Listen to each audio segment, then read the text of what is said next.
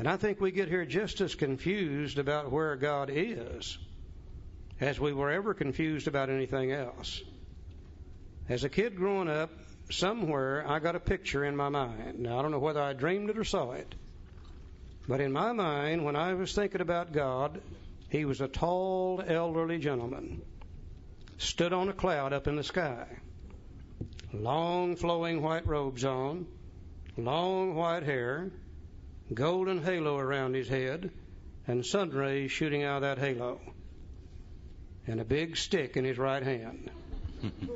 Now, I don't know whether I saw that or whether I dreamed it, but one of the reasons I thought God was there is because every time the minister talked about God, he always pointed up there, so I knew he had to be up there somewhere. But then what really confused me, I noticed every time the minister wanted to talk to God, he always looked down here.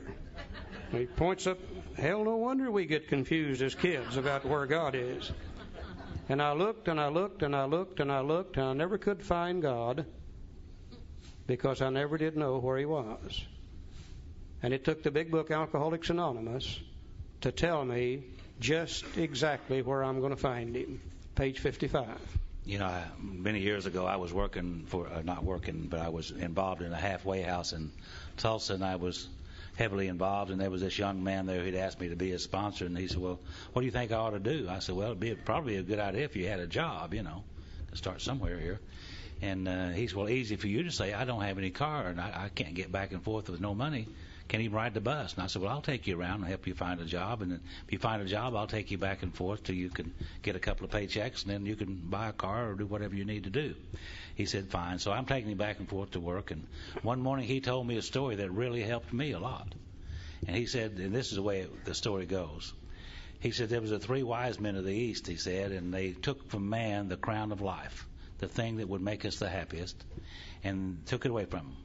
And they said, well, now we took it away from him, what are we going to do with it? I said, well, one of the guys said, well, I'll tell you what we'll do. We'll take it to the highest crevice on the face of the earth and the highest mountain, and we'll hide it up there, and he'll never be able to find it.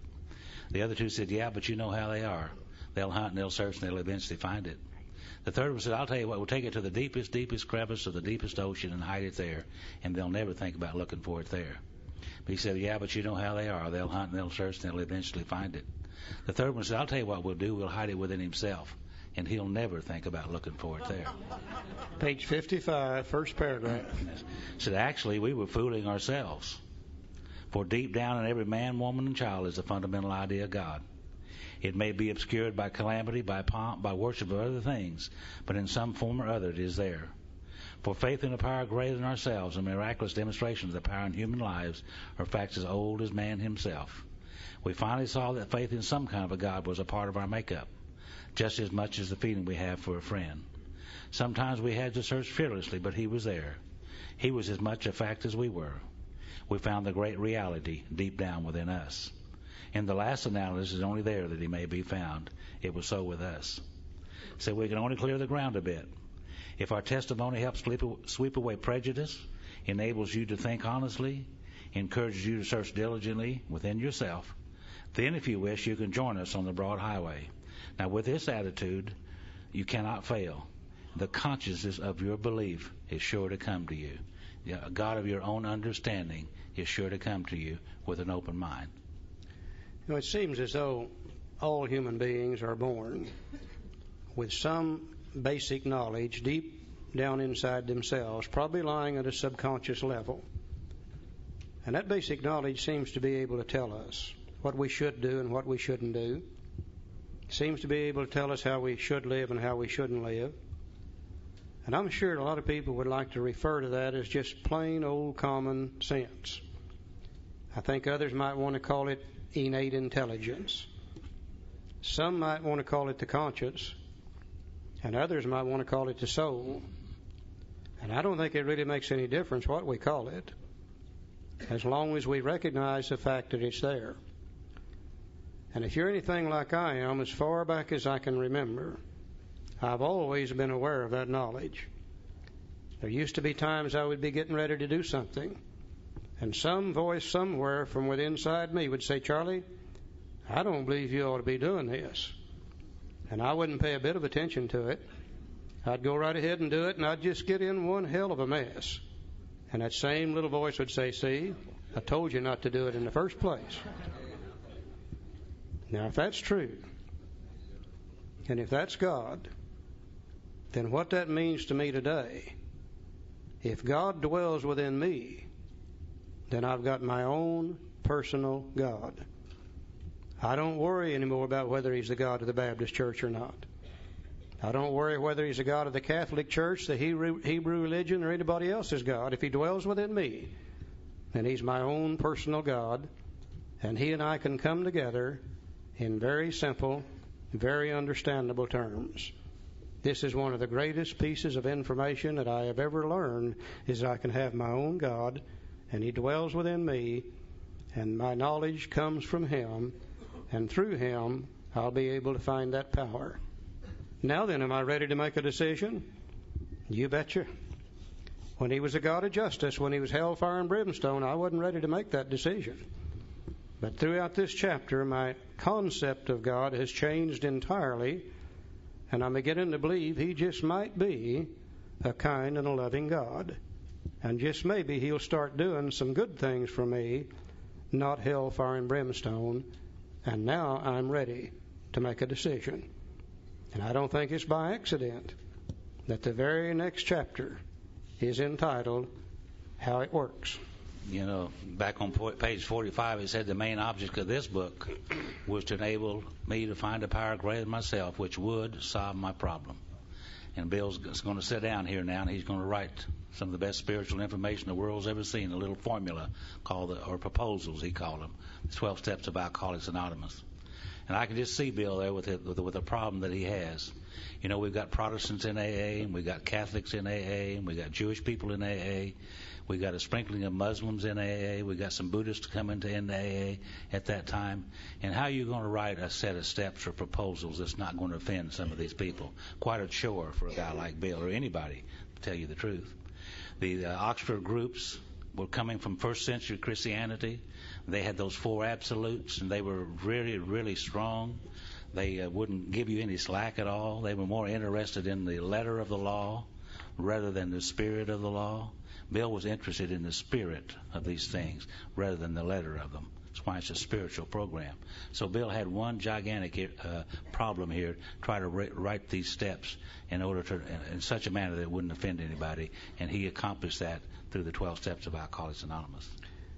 These 4 absolutes that the Oxford group had said you were to practice absolute love, absolute purity, absolute honesty, absolute unselfishness. And these alcoholics were having a hell of a time being absolute anything except drunks, you know. And they said, Bill, we need to get rid of that kind of stuff. Also, they had made their own little steps, 6 of them, which came from the Oxford group tenets. And Bill could see loopholes in these steps that the alcoholic mind was slipping through. And he knew that they were going to have more strength. And he knew they were going to have to be expanded. But he didn't know how far. And in trying to satisfy that bunch, in trying to satisfy the people from all different religions, and in trying to satisfy those who didn't want God in here, Bill had a terrible time with it. By that time, AA had really divided into, you might say, 3 factions. In Akron, where Dr. Bob was, they didn't have any problem with God. Dr. Bob was a highly religious man. He used the Bible. He insisted everybody he worked with use it too. God was no problem there. But the New York City people were an entirely different breed of cat. They really didn't want anything to do with God if they could avoid it. They would have preferred a book dealing with the mind rather than spirituality, period. And there was finally a 3rd faction that had said, well, let's talk about God, but let's don't talk about Him too much. Let's come down somewhere in the middle of this thing. So Bill's trying to satisfy them all. And he said he tried and he tried and he tried and he tried to get started on chapter 5. This is going to be the directions on how to recover. And he said, I simply could not do it. And he said one night while in bed, leaning against pillow behind his back, leaning against the headboard, pad and pencil in hand, trying to start chapter 5, he said, I finally just gave up. And said, I put down the pad and the pencil, and said, I prayed and asked God for help and direction. And he said, I meditated for maybe 10 or 15 minutes. And he said, then after a while, I reached over and picked up the pad and pencil. And he said, it felt as if the pencil had a mind of its own as it raced across the pages. In less than 30 minutes, he had written How It Works. One of the greatest pieces of spiritual information the world has ever seen. After he had written it, he went back and numbered these proposals, and he found out there was 12. He didn't set out to write 12. He went back and numbered them, and there was 12 of them there. Now, almost immediately after having done that, somebody knocked on the door. One of the guys in a New York City group had one of his sponsees with him. They knew that Bill stayed up late working on the book anyhow, so they had come by to see Bill on the way home. Bill could hardly wait to show this to this older member. Look at the new 12 steps. And the older member said, what in the hell is this? Said, we only had 10 commandments, and now you got 12. And he said, 6 has been sufficient for everything up till now. And he said, I don't like it at all. And the fight was on. And they fought, and Lois finally came in and gave them a cup of coffee and settled them down. Then Bill presented this How It Works to the other members, and that's when the crap really hit the fan. Because they began to say to Bill, this sounds too much like the Oxford Group Absolutes. You're going to have to get some of that stuff out of there. And they said, Bill, you're trying to give directions to people, and you don't have the right to tell anybody what they have to do. And build this, and build that, and build this, and build that. And they almost destroyed not only the book project, but the little fellowship in its entirety. Now, Joe's going to read How It Works from the original manuscript, which most of you probably heard before. And if he reads through there, I think you'll be able to see the differences between what Bill wrote that night and what the fellowship forced him to change in order to have what we have today. Let's go through it for just a moment and see the differences. Can you imagine what kind of fight you would have if you left here today, went back to your groups, and you had 12 sets when you left, but now you had 24? Be a little fighting going on, wouldn't there? That's what Bill was up to. And here's How It Works, the original manuscript. He said, rarely have we seen a person fail who has thoroughly followed our directions. Not our suggestions, our directions. Those who do not recover are people who cannot or will not completely give themselves to this simple program. Usually men and women who are constitutionally incapable of being honest with themselves. There are such unfortunates. They are not at fault. They seem to have been born that way. They are naturally incapable of grasping and developing a way of life which demands rigorous honesty. Their chances are less than average. There are those, too, who suffer from grave emotional and mental disorders, but many of them do recover if they have the capacity to be honest.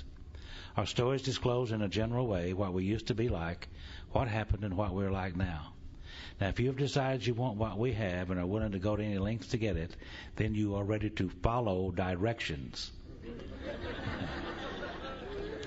At some of these, you may balk. You may think you can find an easier, softer way. We doubt if you can.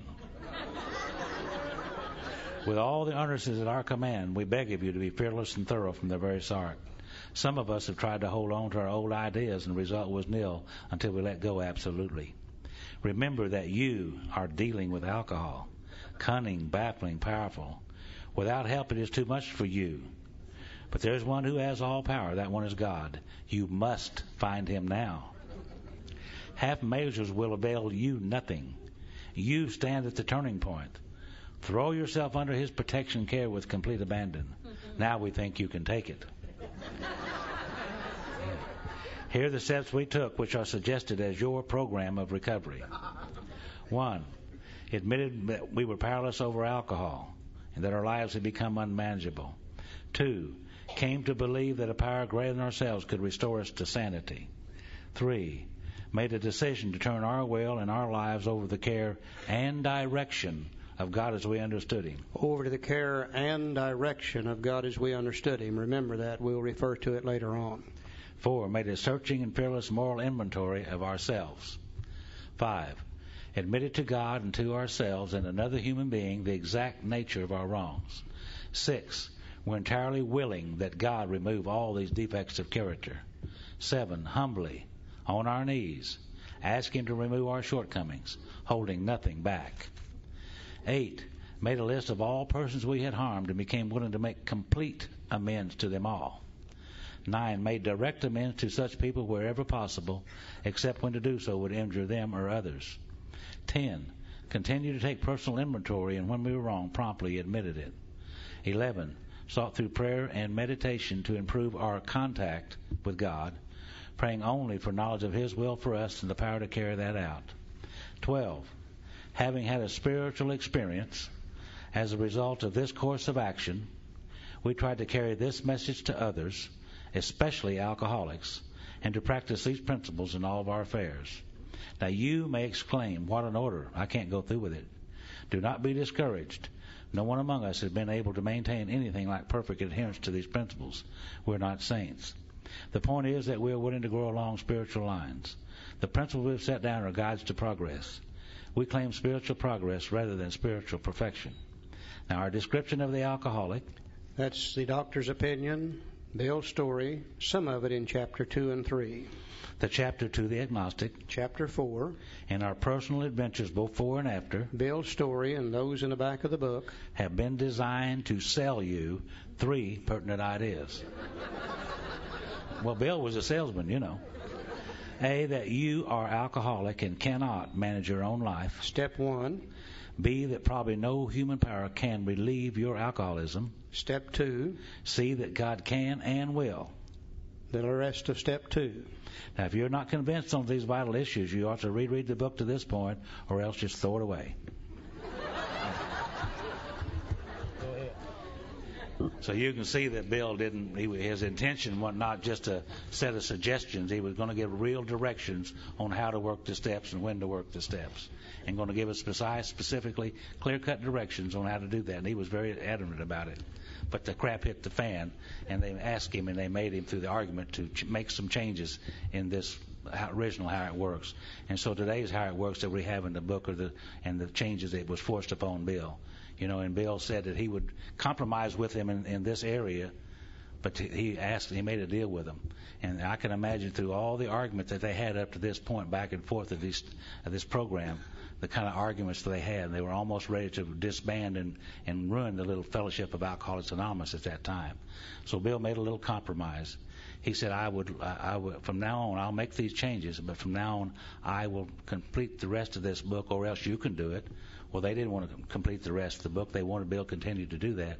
So they agreed to let Bill continue to write the rest of the book without much interference on their part. You got almost sealed, Bill, when he wrote this and gave it to them, and they began to fight and argue over it. And they began to tell him he's going to have to change it. And remember, Bill's stubborn and bullheaded, just like the rest of us. And he said, no, I'm not going to change this. And they said, well, Bill, you are. Don't you remember? It's not your book, it's our book. That's the deal we made to begin with. He said, that doesn't make any difference. He said, I'm not going to change this part of the book. And they said, well, you are going to change it. And he said, what you guys don't realize is these aren't my words anyhow. He said, these are God's words. They came after prayer and meditation. And they said, we don't give a damn whose words they are. It's our book, and you're going to change it. And finally, Bill realized that if he didn't compromise, they would destroy this project and maybe the whole fellowship. And there was a non-alcoholic psychiatrist around in those days, and he made some suggestions. He said, why don't you change it from directions to suggestions? You'll still get your meaning across, and probably more people would accept it. And he said, where you're saying you, he said, don't do that. Don't tell them what they have to do. Change that to we. Say this is what we had to do. Then you'll get your message across, and more people would probably accept it. And he said, where you're saying must, change that to ought, and it will be more acceptable. Now, Bill very, very reluctantly made those changes. Now, today we don't know. If they hadn't made the changes, if they'd left it like it was originally, maybe instead of 2 million worldwide, we might have 10 million. But also, if they hadn't made the changes, instead of 2 million worldwide, we might only have 10,000. Who knows? Nobody knows. We just know this is the history behind this particular part of the book. Bill was cunning, baffling, and powerful also. Because he said, okay, I'm going to compromise with you, but you're going to have to compromise with me. And they said, well, what do you want? He said, I'm tired. I've fought with you all I'm going to fight. He said, if you want me to finish the book, then you give me the authority to do so. And if you don't want to give me the authority, then you finish the book. Well, they didn't want to give him that authority, but they didn't want to finish the book either. So they very reluctantly agreed to that. Now, what Bill knew that they didn't know is 2 pages later, he's going to put directions and you and must right back in the book. He's had it in the book all the way up to how it works. They jerked it out, and then he puts it back, and that ruins some of the continuity of the book. But now that we see what happened, it makes more sense. The other thing that is so apparent is when he says back here about the 3 pertinent ideas. If I can find it again. I don't trust my memory that good anymore. Our description of the alcoholic, the chapter to the agnostic, and our personal adventures before and after have been designed to sell you 3 pertinent ideas. He's talking about the doctor's opinion in the first 4 chapters and the stories in the back of the book. And if we've been sold on those 3 pertinent ideas, A, that we're alcoholic and cannot manage our own life, then we're through with step 1. If we've come to believe that no human power can relieve our alcoholism and that God can and will, then we're through with step 2. Now, the very next statement says, if you are convinced, you are now at step 3. You see, the fallacy in trying to start somebody in chapter 5 is it starts with step 3. And it's hard to start with step 3 unless you've got 1 and 2 behind you. People come to us today and they say, well, how do you work steps 1 and 2? And our answer is you don't. They are not working steps. There's no action involved here. These are conclusions of the mind that we draw based upon information presented to us in the doctor's opinion in the first 4 chapters. I've always been powerless over alcohol. My life has been unmanageable because of that. I just did not know that, nor did I know why, until I read the doctor's opinion in the first 4 chapters. There's always been a power greater than I am could restore me to sanity. I just did not believe that he would, nor did I understand the insanity until I read the doctor's opinion in the first 4 chapters. Now, if I can say to myself today, you betcha I'm powerless over alcohol, my life is unmanageable, I'm through with step 1. If I can say to myself today, I have come to believe there's a power greater than I am can restore me to sanity, I'm through with step 2. And now then, I'm ready to look at step 3. Now I might make a decision. Being convinced we were at step 3. We haven't took step 3 yet. We were just there, which is that we decided to turn our will and our life over to God as we understood Him. Well, just what do we mean by that, and just what do we do? Well, that's a very good question, isn't it? What does step 3 mean? Well, we're going to make a decision. That's part of it. To do what? To turn our will. And what is our will? Our will is our thinking, and our life is our actions. We're going to make a decision to turn our will and our life over the care and direction, that's what the step used to say, to God as we understand Him. Our will is our thinking, our life is our actions, and we're going to make a decision to let God direct our thinking and direct our life in step 3. Haven't done that yet, but we're getting willing to do that. I've always heard a lot of people say one of the most misunderstood steps in the big book is step 4, and I'll agree with that. But I don't think step 4 is any more misunderstood than step 3 is. I hear people today say, I've been in AA about 5 years.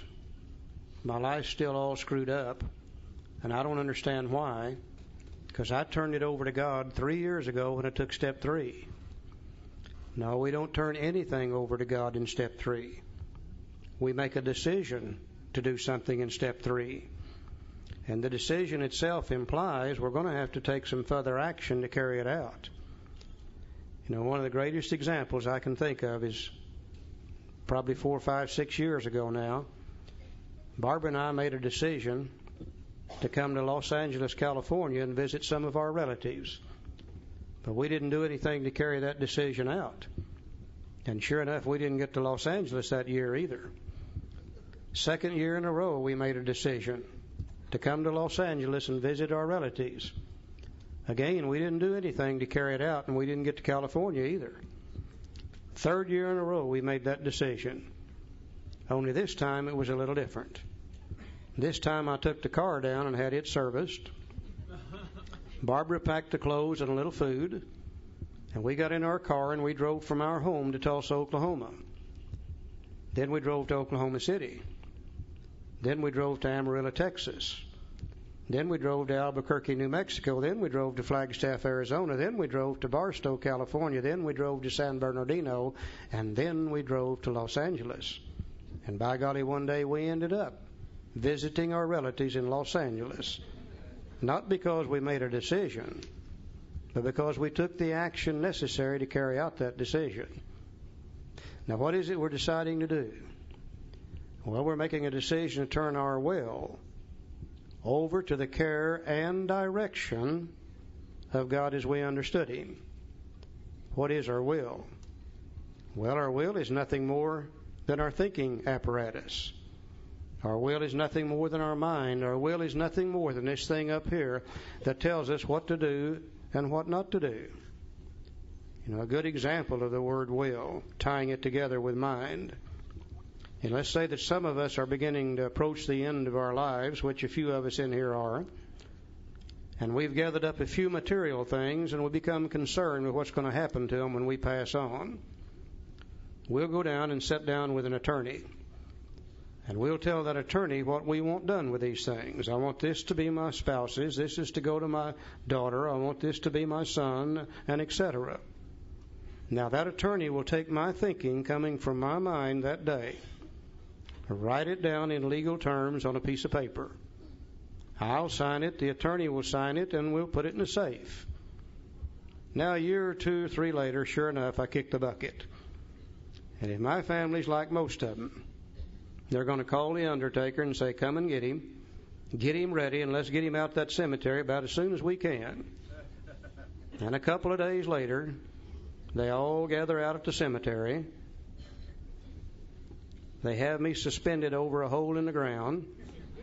They're all standing around that hole. Somebody says a few words and gives a little prayer.